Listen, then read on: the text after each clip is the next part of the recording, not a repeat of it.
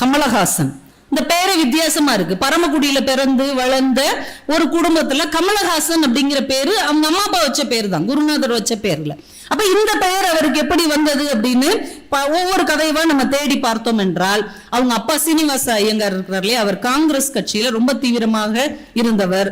அவருக்கு குருவாகவும் அவருக்கு நல்ல நண்பராகவும் இருந்த ஒரு இஸ்லாமியர் பெயர் யாகூப் ஹாசன். அந்த யாகூப் ஹாசனுடைய நினைவாக அவர் மேல் கொண்ட அன்பின் காரணமா எல்லா பிள்ளைங்களுக்கும் சாருஹாசன், சந்திரஹாசன், கமலஹாசன் பேர் வச்சிருக்கிறார்.